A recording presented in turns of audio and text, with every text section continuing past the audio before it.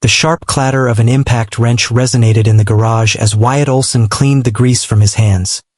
His shirt already marked with oil from a long day of labor.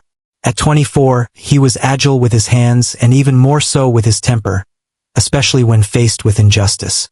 In the shop, a silver sedan lingered in stillness, its hood raised in anticipation. An elderly man, likely in his 70s, stood next to it, his hands quivering gently as he held a weathered leather wallet. His garments were tidy yet worn, his footwear marked by the passage of time. "I simply require the belt to be replaced," the man stated, his tone soft yet resolute. "I understand it's not a large task. I can make a partial payment today and settle the remainder next week." The manager, a robust figure named Rick, rested against the counter with his arms folded. "That's not the way this operates, old man. We're not a charity here. Settle the payment in full or consider alternative options for your vehicle." Wyatt, having eavesdropped from the bay, clenched his jaw in response. He had been here for 3 years, enough time to understand that Rick wasn't the kind to yield. Yet this situation felt off. Before he could rein in his impulse, Wyatt moved ahead, cleaning his hands with a rag. "I will take care of it." The elderly gentleman turned, taken aback. "Son, I don't want you to find yourself in a difficult situation," Wyatt said, shaking his head. "It's just a quick task. No need to stress." But Rick's expression turned serious. "Wyatt, please think carefully. You're doing this without any compensation. You're covering the cost from your own earnings." Wyatt remained unperturbed. "All right, deduct it from my paycheck." Rick rolled his eyes, yet made no move to intervene. He understood Wyatt's stubbornness, and honestly, he wasn't invested enough to debate about a belt. As Wyatt settled into his tasks, a figure in a worn mechanic's uniform observed from the waiting area. He stood tall, his beard marked by streaks of gray, his face weathered by time yet still keen. No one recognized him, just another newcomer, another trainee eager to dive in. But he was different. The man held ownership of the complete 6-location auto repair chain. Wesley Owens had dedicated the past decade to managing this company from afar. He acquired it from a longtime acquaintance, believing that the operation would manage itself. However, not long ago, grievances began to surface. Poor service, exorbitant repair costs, staff leaving unexpectedly. So Wesley took an unprecedented step. He went undercover. No one here knew who he was. The majority of his staff had yet to encounter him face to face. To them, he was merely another faceless entity reflected in their earnings. In the waiting area, he observed one of his finest mechanics making the right choice, even at a personal cost. Wyatt moved swiftly, his fingers dancing with a familiar grace. The belt was swapped out in just a few minutes. Upon finishing, he cleaned his hands and faced the elderly man. "You're all set." The old man gazed at him, his eyes filled with a soft haze. "You didn't need to go that far," Wyatt said with a casual shrug. "Indeed, I did." The elderly gentleman delved into his pocket, retrieving a wrinkled $5 bill.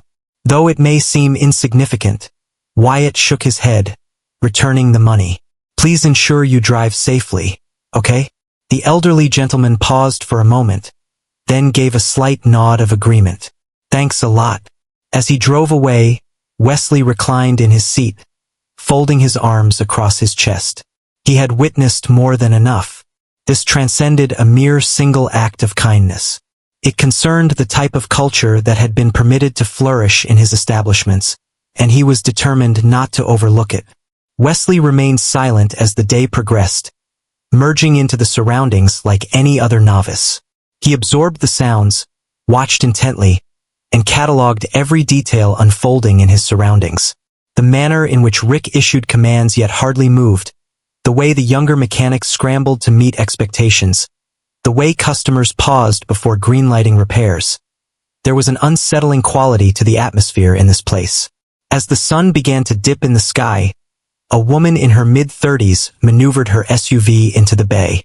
She emerged, gripping her keys with a sense of apprehension, her demeanor reflecting uncertainty. Wyatt cleaned his hands with a rag and moved ahead before anyone else had the chance. "Is there something wrong with the car?" he inquired, maintaining a cheerful tone. She paused, uncertainty flickering in her eyes. There's an odd sound when I make a turn. I just need a brief review. Just as Wyatt was about to reply, Rick materialized behind him. The inspection will cost $80, ma'am, and it's non-refundable. Her eyes widened. Rick shrugged, saying it was $80 just to take a glance. Is that the policy of the shop? Wyatt furrowed his brow, remaining silent for the moment. The woman appeared flustered, visibly weighing her options on whether she could manage the expense. Wesley, observing from the sidelines, sensed his jaw clench. She began, then let out a sigh. Okay, I need to understand what the issue is. Rick gestured for Wyatt to handle the situation, then departed in silence. Wyatt lifted the hood, attuned to the sounds as he maneuvered the wheel side to side. Moments later, he emerged. The noise is due to low power steering fluid. The woman exhaled with a sense of relief. That concludes everything. Indeed, Wyatt remarked. I can finish that for you immediately. It won't take longer than a minute. Just as he reached for the fluid, Rick's voice interrupted. That'll be a full power steering flush. $150. Wyatt pivoted abruptly. She doesn't require a complete flush. Simply to conclude. That's not your decision, Rick stated, folding his arms. We offer our complete service, and that's the only way we operate. The woman glanced back and forth between them, her discomfort evident. Wesley noticed the tension in Wyatt's hands as they tightened at his sides. I simply can't manage that, she confessed. Rick interrupted her, saying, Isn't there any way? No discounts. If you want the car repaired, you must pay the price. Wyatt let out a breath through his nostrils, clearly restraining himself. He glanced at the woman. Head over to the auto parts store just down the street and pick up a bottle of power steering fluid. It'll set you back about $5, and you can pour it yourself, but Rick's expression turned grim. Is this for real at this moment? Wyatt averted his gaze entirely. That's everything you require, he said to the woman. Never allow anyone to convince you otherwise. She cast him a thankful glance before hastily departing. Once she had left, Rick confronted Wyatt. Are you attempting to incur expenses for us? I'm making an effort to be truthful, Wyatt retorted. Rick sneered. Truthfulness doesn't cover the expenses. It ought to, Wyatt murmured. Rick moved in, his voice dropping to a whisper. If you continue to behave in that manner, your time here may be coming to an end. Wyatt stood firm, yet Wesley could sense the strain in his shoulders. The child was engaged in a struggle that was never meant to be his to endure. Wesley had witnessed all he could bear. Rick's approach was not merely poor management. It was fundamentally unethical. Excessive billing, imposing redundant tasks, coercing staff into submission. This was not merely a single unfortunate store.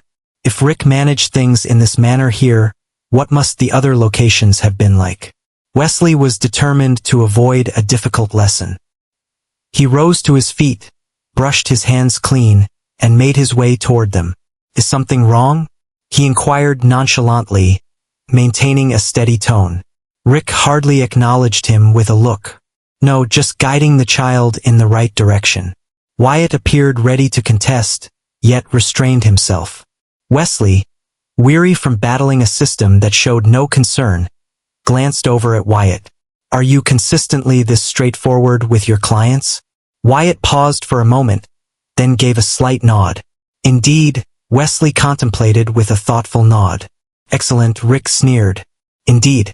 And who are you to determine what is considered good? A subtle lift appeared at the corner of Wesley's mouth. You'll discover it in due time. Rick rolled his eyes and strolled away, grumbling quietly to himself. Wyatt observed him leave, then redirected his attention to Wesley. You new here? Wyatt inquired. Something along those lines, Wesley remarked. Wyatt observed him for a brief moment, then gave a slight shrug. You'll come to understand it in due time. Wesley had already accomplished much, and his journey was far from over. The garage settled into a quiet stillness as the afternoon lingered on. Wesley lingered in the shadows, merging seamlessly with his fellow workers, yet his resolve was unwavering. He had witnessed more than his fair share. Rick operated this establishment as if it were his own private ATM, extracting every cent from customers, while fostering an environment where honesty among his staff was not encouraged. Wyatt, in contrast, embodied the ideal employee that every business owner would be fortunate to possess. Wesley was certain that if this was unfolding here, it was likely occurring in other places as well. He was determined not to overlook that.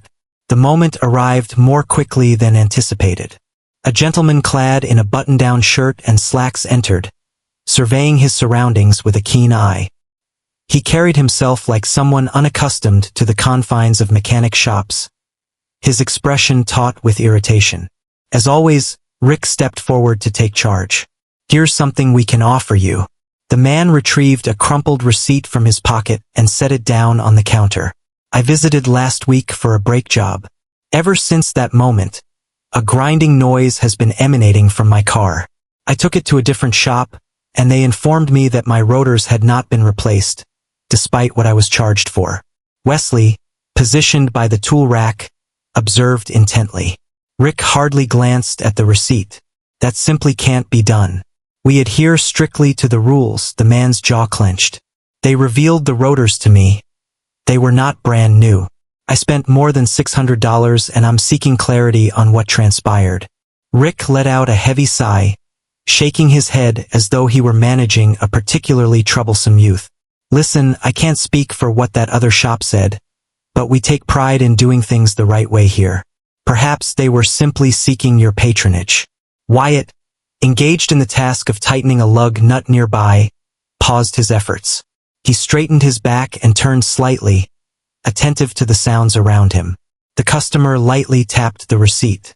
"I wish to review my service records," but Rick's expression grew somber. "That information is proprietary. We can't simply distribute it." Wesley had reached his limit. He advanced, taking off the cap that had been marked with grease from the day's work.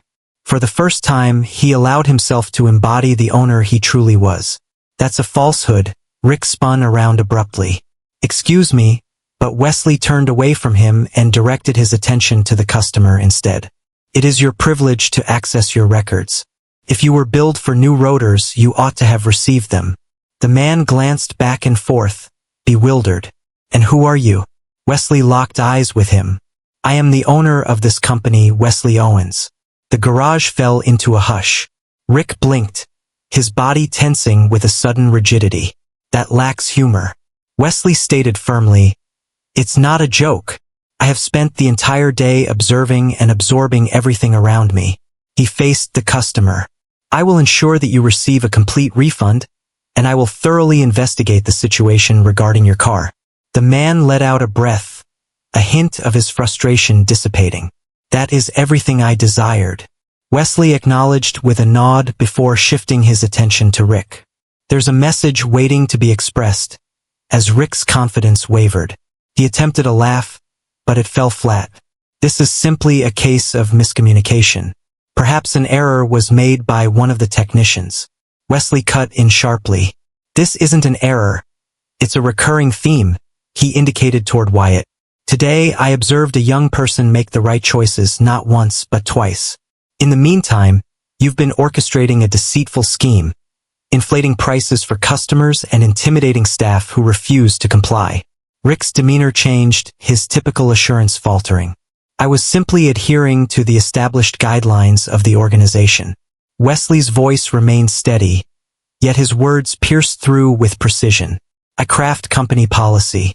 What you've been doing isn't quite right." Rick's mouth parted, then sealed shut. Wesley allowed the silence to linger for a moment before he shifted his gaze to Wyatt. "What's the duration of your time spent in this position?" Wyatt paused for a moment, then responded, 3 years have passed. Have you ever received a promotion?" Wyatt gave a slight shake of his head. Wesley cast a glance over his shoulder at Rick. "And yet, he stands out as the sole individual here who appears to possess any integrity." He glanced over his shoulder at Wyatt. "Have you ever considered taking the reins of this establishment?" Wyatt's brow knitted in concentration. "Excuse me?" I seek an individual who genuinely values customers and is committed to performing the task correctly. Are you ready to stand up for those who might be taken advantage of? Wyatt surveyed his surroundings, visibly attempting to comprehend the unfolding situation. I see your point, but I have to disagree. You've demonstrated your capabilities. Individuals like you should be leading the way. Rick ultimately discovered his unique expression. You can't simply dismiss me like that, Wesley said, holding his ground, unwavering in his stance. Absolutely, I can. Rick parted his lips once more, yet silence enveloped him. Wesley glanced over his shoulder at Wyatt. We'll discuss the specifics shortly, but for the moment, please complete your shift. You've got a business to manage. The young mechanic nodded slowly, gradually coming to terms with the situation around him. Wesley surveyed the other employees in the room. Transformations are underway. If you've been performing your duties well, there's no need for concern. However, if you've been taking shortcuts, your time will be limited. The communication was unmistakable. The stillness in the garage was more than mere surprise. It carried the heaviness of an unseen change. A once aimless company was finally finding its direction again. It all began with a single principled mechanic who chose not to turn a blind eye. As the shop shut its doors for the evening, the lingering heaviness of the day hung in the atmosphere. Employees navigated the space with a careful intensity, casting sidelong looks at Wyatt as if he had transformed into a stranger. He sensed the change as well. Not long ago, he was merely a mechanic striving to make the right choices. At that moment, he found himself entrusted with a responsibility he hadn't sought, yet he was resolute in not declining it. Wesley lingered in the garage as it cleared, observing Wyatt secure the tools and clean the workbenches with care. The familiar end-of-shift routine now carried a weight, as if something irrevocable had shifted. The young mechanic let out a breath, his hands coming to rest on the edge of a metal cart. He appeared composed, yet there was a heaviness in his stance, as if a deep contemplation was simmering just below the surface. Wesley rested against the counter, his arms folded across his chest. The stillness lingered for a heartbeat before he broke the quiet with his words. Wyatt shook his head at the thought of walking away from this. Wesley nodded, his expression revealing no surprise. Good. There was a moment of silence before Wyatt glanced over, his expression keen yet not blaming. You truly possess every corner of this place, Wesley affirmed. Yet another moment of stillness. Wyatt pondered the idea in his mind before he spoke once more. What made you decide to check in on things at this moment? Wesley remained unfazed by the question. He held it in high regard. He confessed that he had placed his trust in the wrong individuals to manage affairs. I thought that if the figures appeared favorable, then all other aspects would be in order. Wyatt took a moment to absorb that, then nodded thoughtfully. Indeed, the figures appeared favorable since Rick was extracting every cent from individuals, regardless of their actual need for the services. Wesley had already figured that out, and no one uttered a word. Wyatt stated plainly that individuals require their employment. Many of the individuals here have family expenses to manage. When you begin to challenge management, before you realize it, your hours are reduced, or you find yourself assigned to the least desirable tasks until you decide to leave on your own accord. Wesley took that in without protest.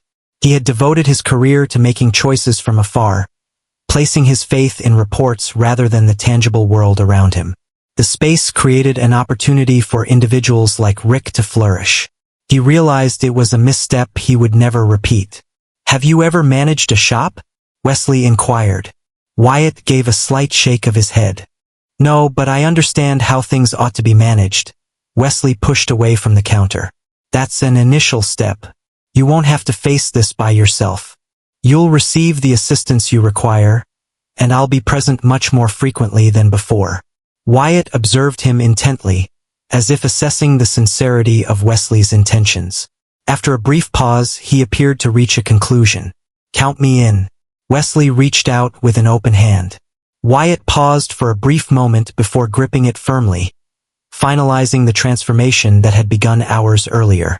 Upon stepping outside, the night air enveloped them, resonating with the faint hum of distant traffic. The garage loomed behind them, silent in its stillness yet transformed. Wyatt secured the door, slipping the keys into his pocket. He appeared much like the same mechanic who had begun his shift that morning, yet there was an unmistakable change in him now. Wesley felt it, the burden of duty, the realization that from this point onward, everything would change not only for Wyatt but for every team member who had been confined under misguided leadership. Wesley entered with the anticipation of encountering issues. He never anticipated discovering the answer right there in his shop, smudged with grease, embodying integrity in the absence of an audience. As they went their separate ways, Wesley was certain of one thing. This wouldn't be the last time he entered one of his shops without warning, for today had revealed something he couldn't overlook. Separation had rendered him oblivious, and he was determined not to allow that to occur once more. The following morning, Wyatt made his way to the shop ahead of his usual schedule.